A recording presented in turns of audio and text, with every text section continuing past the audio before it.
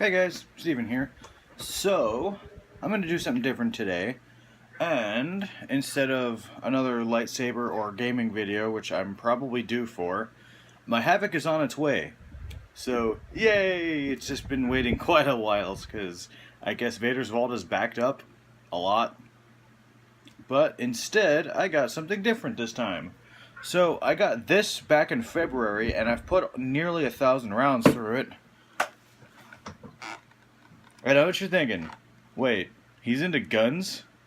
Yeah, I'm into guns. So, this is my M1 Carbine, and by, I don't know if you can read that very well. Basically, that should say, made in Italy by Chiappa Firearms, and imported by Chiappa Firearms, Dayton, Ohio. And it's officially the Citadel M1-22, and it's also imported by Legacy Sports.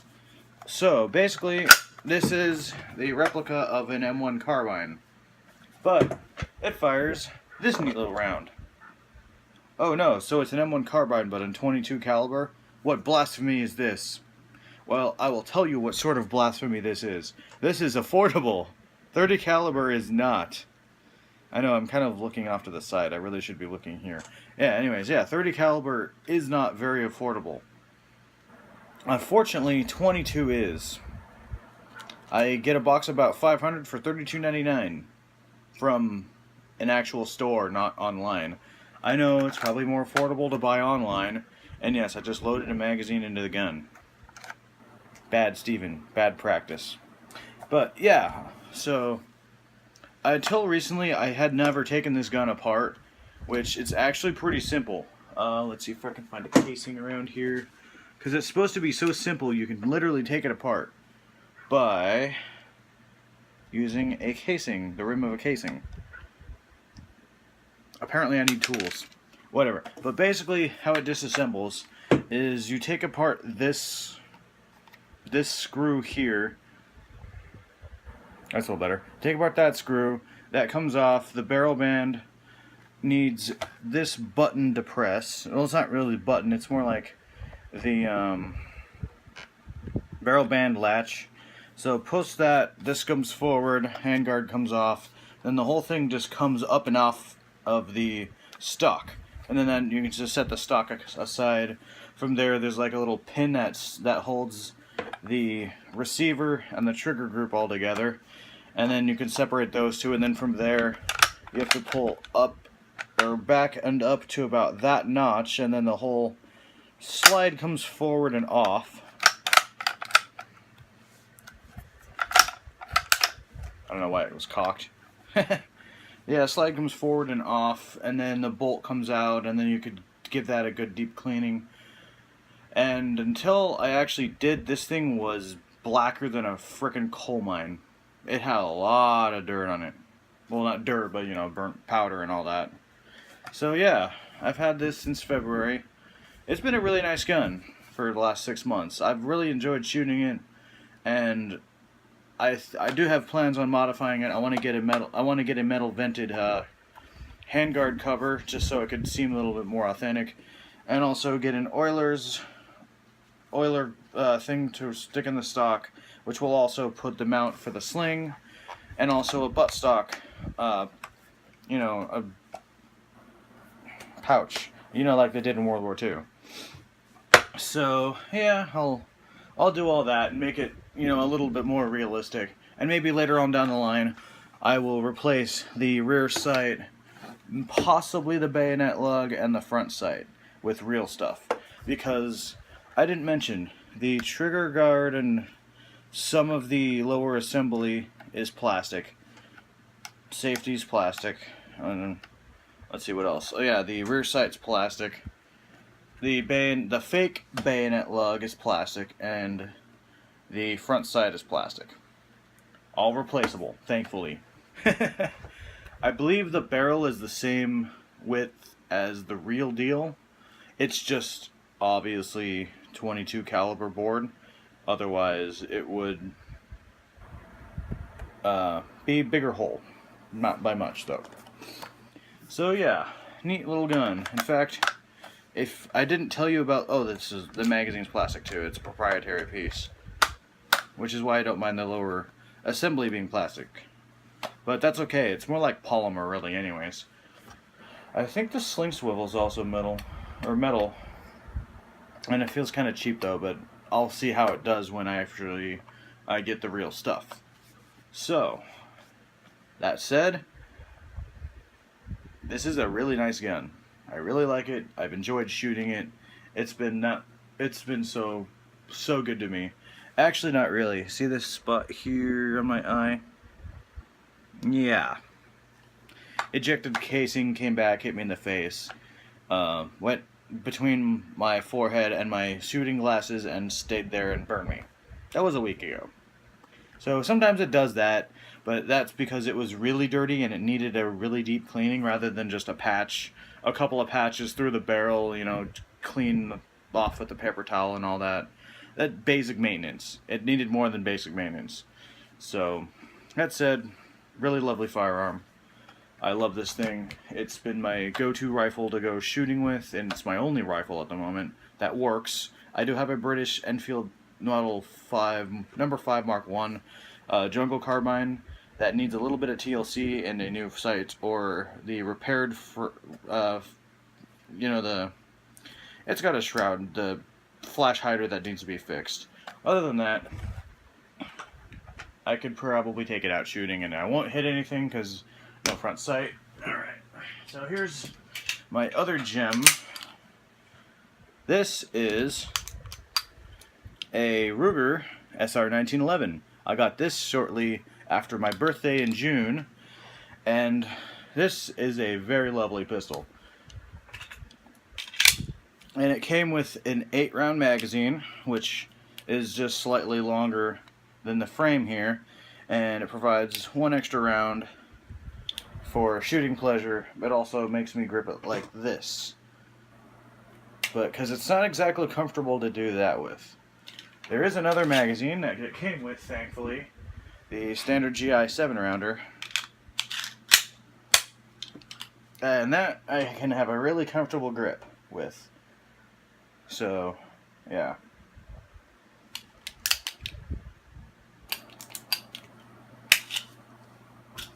Yeah, I've had so much fun with this gun too. In fact, yeah, half the reason why I got this is simply because this sounds a lot better. And a lot scarier too, definitely, than, and let's say, if I were to rack this slide. Yeah. That's what that sounds like. But if I were to actually chamber around, and I do have a pair of tweezers to remove said round, let's see what that sounds like. Not exactly the scariest sound, but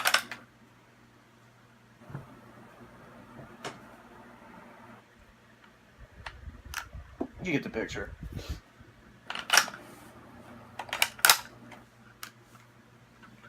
Now, what does that sound like as opposed to this?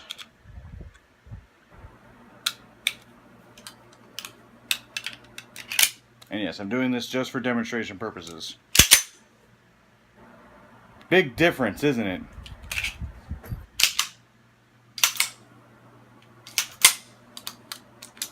Oh yeah. And plus, look at the difference between the rounds. So this, fuck. What's a 22? That's a 45.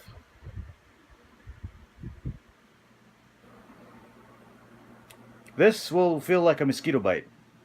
That will tear you to pieces. Yeah.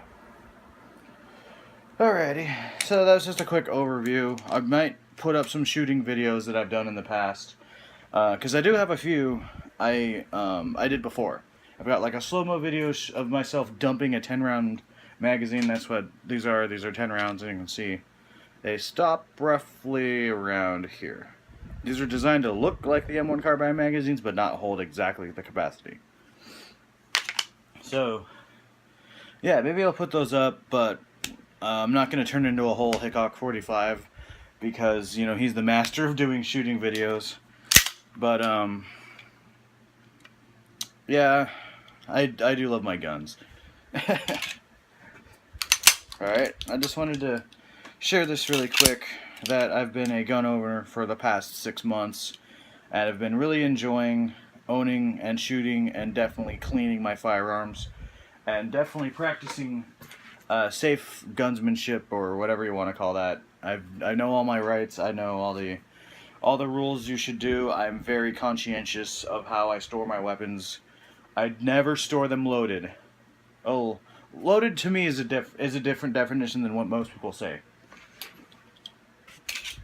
To most people, that's loaded. That is not. Loaded to me means it's ready to fire. It is hot. It goes around in the chamber. This is safe. This cannot fire as it is now. This, however, can.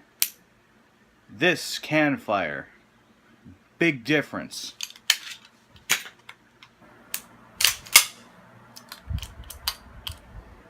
As you can see, there's a loaded chamber indicator right here. There's a little cutout on the barrel for that, which is pretty handy to show you if it's safe or not. But yeah, to me there's a big difference between loaded and unloaded firearm. This is unloaded and safe.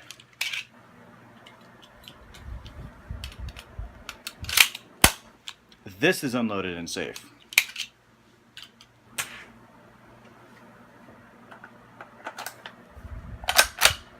This is loaded and unsafe.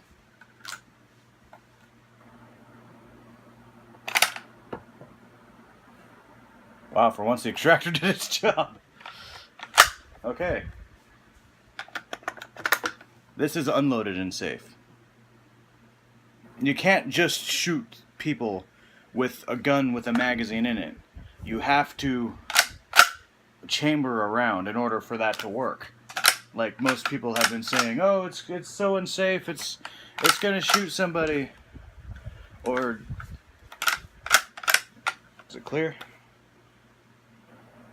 Ah, shit, I got a round in the stock.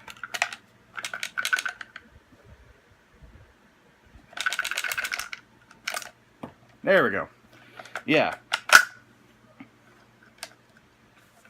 So it just depends on how you store your firearms. Do you store your firearms hot and loaded and unsafe, or do you store yours unloaded and safe? Like, just magazine in the gun ain't gonna kill anybody. Look, I can't even pull the trigger. Look, watch this. Even so, still can't pull the trigger. Now I can. Did that kill anybody? Did that fire my gun? No. Magazine in the gun. Still can't pull the trigger. Hammer back. Still can't pull the trigger. Now, properly gripped. Did that fire? Nope, no round in the chamber. This cannot work properly unless there is a round in the chamber. Same with my carbine. A lot of people get this wrong and mixed up, and it pains me that people do that. This is literally a common sense thing. Guns cannot fire or kill unless there is a round in the chamber and it is ready to shoot. Just normal handling and operation. I mean, yeah, a man can have a loaded gun on him and have this in his holster or anything, and it doing nothing until there is a round in the chamber and it is hot, ready to go. I'm just doing this for demonstration purposes, but there's not anything in here. Yeah, that safety is pretty stiff. So that's my whole thoughts on the whole gun deal, whatnot.